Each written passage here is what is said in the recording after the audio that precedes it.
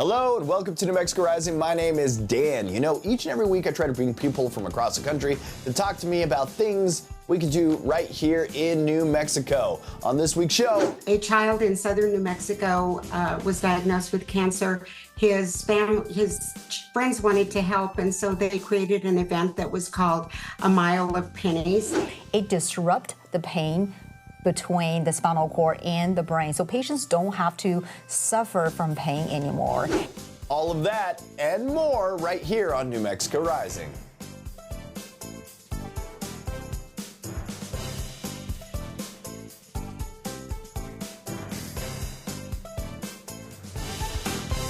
Supporting children with cancer is a mission that touches many lives across New Mexico. Today, we are pleased to have Diana Trujeque, Executive Director of the Children's Cancer Fund of New Mexico, with us to discuss the organization's impactful work and how they provide crucial support to young patients and their families. Welcome to the show, Diana. Thank you for having me. Can you give us a brief history of the Children's Cancer Fund of New Mexico? The Children's Cancer Fund of New Mexico was founded in 1972. A child in southern New Mexico was diagnosed with cancer. His friends wanted to help, and so they created an event that was called A Mile of Pennies, and they sent a big box of pennies to the Pediatric Oncology program at UNM, and that's kind of what started the fundraising. Since then, it was a volunteer organization for many, many years, and then we raised enough money to secure an office, to secure staff, and today we are here 52 years later helping families of children with cancer in New Mexico. That's incredible. And how does your organization support children and their families?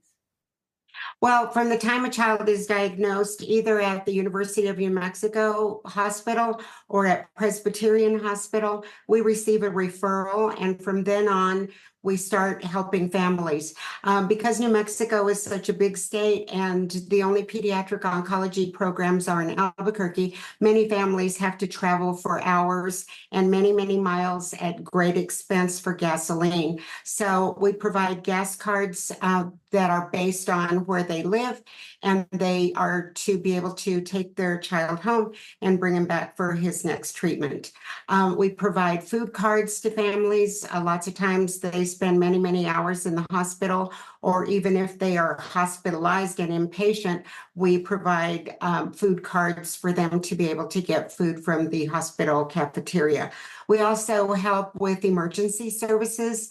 Once a child is diagnosed, it just changes everything, including the financial status of families. You can have two parents working and everything is just fine, and one parent has to quit their job because they have so many appointments here in Albuquerque, everything changes. So we help pay rent, utilities, tires for the car, fix a car, cell phones, whatever families happen to need.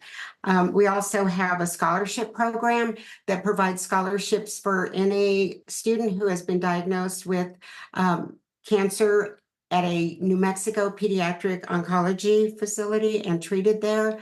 They receive 8 semesters of undergraduate and 4 semesters of graduate school to attend college and be able to achieve their dreams. Sometimes kids miss a lot of school, so it's difficult to keep your grades up and get other types of scholarships. So we help in that way. We also have a facility that is a hospice facility. The only pediatric hospice in the state is in the Albuquerque area. And hospice is very different for pediatric patients than it is for adults. So we have a facility where they can stay in a home-like atmosphere, have their family there, bring their dog or their cat, and just be somewhere besides the hospital for their end of life. You guys do so much for these kids, and it's commendable. What are your specific programs or initiatives that you're most proud of? Well, Aaron's Place, which is our hospice facility, of course, our scholarship program, and then, of course, you are the person responsible for bringing the performing arts program to us. It helps build confidence with our kids. We have acting, modeling. We're getting ready to launch other new programs such as music and band and dancing and singing. So we provide all of that. We also do special events for our families. We have a harvest party coming up on October 26th at the UNM Lobo football field. We have our Christmas event, which gives families entrance into River of Lights. And then we have a big party in the aquarium with Santa. And then we have an Easter party or where we hide eggs and give prizes and Easter bunnies there, and just lots and lots of things that help our kids feel a little more normal, do something that's a lot of fun. Can you tell us more information on how people can contribute to the Children's Cancer Fund of New Mexico? And can you give us some of that information on how they can help? Sure. People can volunteer. They can give monetary donations. They can hold a toy drive. When a child comes in to our office and they have been through a treatment or a procedure, we provide them with a toy or a gift card. If anyone wants to know more information about Children's Cancer Fund or know ways to give and to help, then they just need to go to ccfnm.org. Thank you so much, Diana. I appreciate your time today. Oh, thank you for having me. As September marks Childhood Cancer Awareness Month, it's time to shine a light on the critical work being done to support and treat children facing cancer. Today, we're joined by Shirley Abraham, MD, Division Chief of the Pediatric Hematology and Oncology at UNM, who will share insights into the challenges and advancements in pediatric cancer treatment. Welcome to the show, Dr. Abraham. Thank you for having me. What kind of diagnoses do you treat? So we have a whole range of pediatric cancer diagnoses, of which a majority of them, at least 80% of the diagnosis, is pediatric leukemia, but we also treat lymphomas, brain tumors, bone cancers, and some rare conditions which are called sarcomas. So it's a whole panel of cancer diagnosis in children. Oh, that's great that you are available to treat them. How many patients are under your care? So we have about 100 new cancer diagnoses in children at our institution. And the number of leukemia diagnoses is around 40 to 50 per year. And currently, like active patients, so we have close to, I would say, 35 to 40 patients. What treatments or therapies are you currently developing or utilizing? So our primary modality for the treatment of different cancers, depending on the diagnosis, includes chemotherapy, which is a medication that is specifically used to treat cancer. That can also include radiation as well as surgery. Sometimes it's just chemotherapy or a combination of that along with surgery and radiation. And how do you support these families of these patients? So we do have the biggest support for our patients and families is through the Children's Cancer Fund of New Mexico. They provide various resources, including food and gas cards, as well as assistance with, certain other financial support that they would need, as well as they help with activities that can even fundraise for supporting these patients. In addition to that, we have other donors and grants that are specifically for patient assistance. And how do we support the pediatric and hematology and oncology department? I think the biggest way that you can help the division and our group of patients is by spreading awareness. I think many of the families are not even aware that there is a pediatric oncology service that exists in New Mexico. And so it's important, especially through social media, and even like we are going to do a pediatric cancer awareness walk this weekend. So that will be a big way to support the patients and being aware that there are treatment options here in New Mexico for our young patients. In addition to this, also donations through either cancer awareness walks or even individual donors who are interested in supporting the research that is done for these patients, as well as even for patient assistance purposes. To learn more about how you can support the Division of Pediatric Hematology and Oncology at UNM during this vital month, visit their Facebook page at UNM Pediatric Hematology and Oncology or contact them at 505-272-4461. Awesome. Well, thanks so much. I appreciate you. Thank you. Living with chronic pain can be a daily struggle, but for 51 million Americans, a newly FDA-approved device is offering hope. So today, we're joined by Dr. Melissa Murphy, a double board-certified specialist in pain, and Jan Hamilton, a patient who has experienced the life-changing effects of the Inceptive spinal cord stimulator. Dr. Murphy explains how this cutting-edge technology is going to work, and Jan is here with her personal journey from pain to relief. Welcome to the show, you two.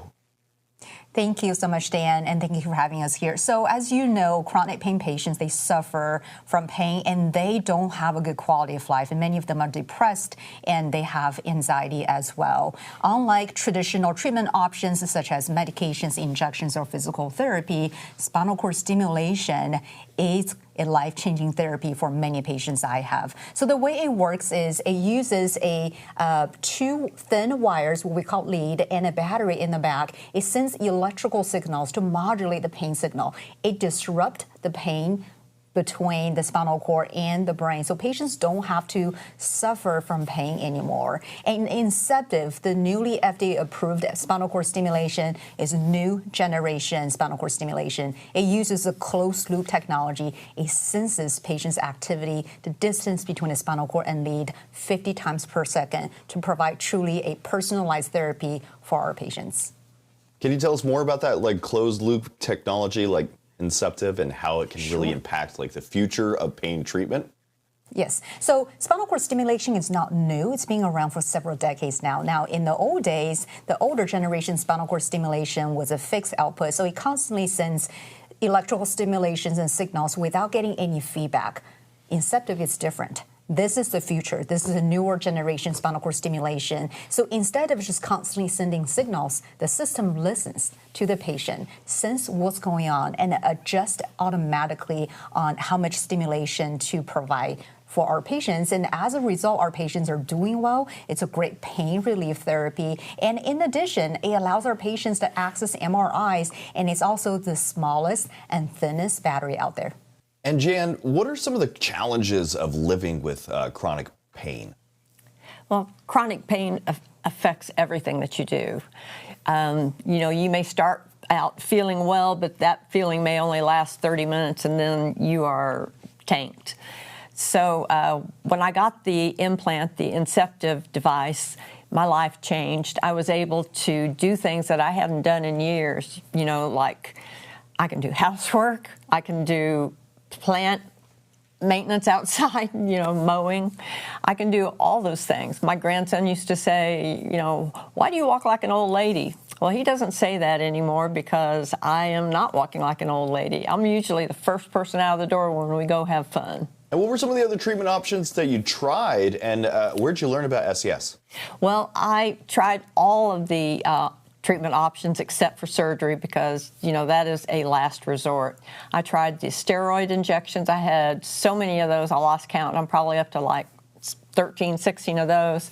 I had radio frequency ablation done a few times. And then medication, I tried that. Dr. Murphy is the one who suggested it for me. She's a wonderful doctor who helped me make this decision, and it was the best decision that I made. And what would you say to other patients who are struggling with chronic back pain?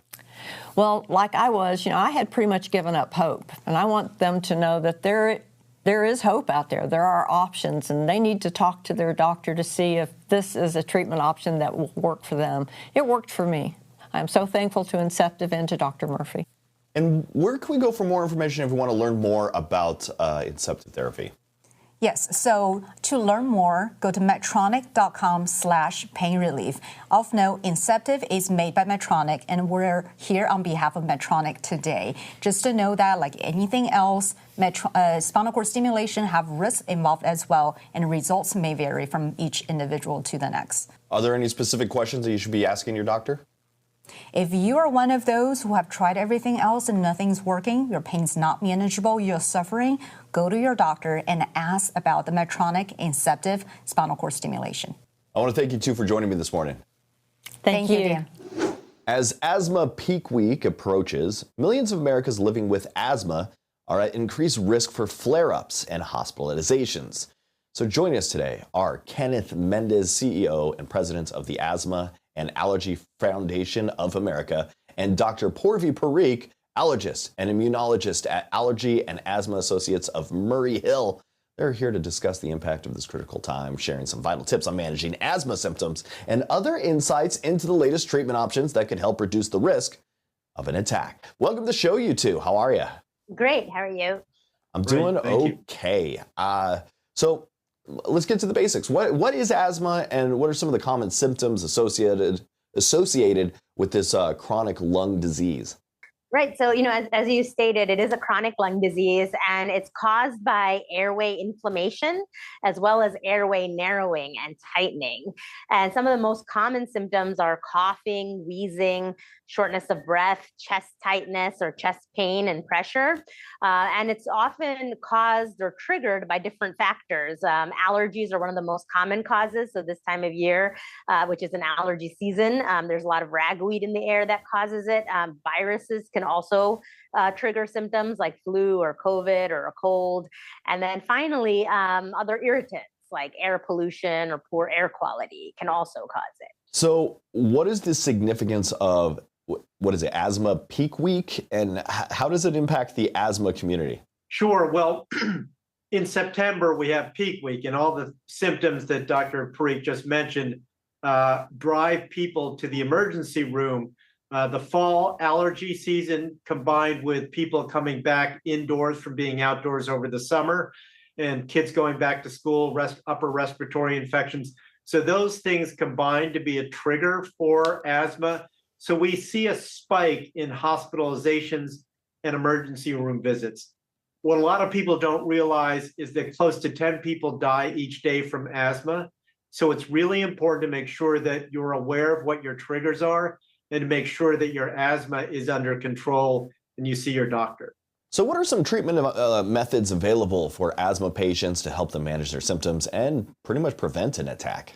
Right. So, the main thing is targeting those two things that cause asthma, the airway inflammation, as well as the airway narrowing and tightening. So a lot of our current treatments that, control asthma or prevent asthma do a great job at that. But traditionally, rescue or quick relief medications only targeted the airway narrowing or tightness. So it didn't address the inflammation, which is also important. But luckily, there are other treatment options now that target both, which will set you up for success to avoid those asthma attacks. Because this time of year alone, we see 10.3 million asthma attacks and 1.8 million ER visits.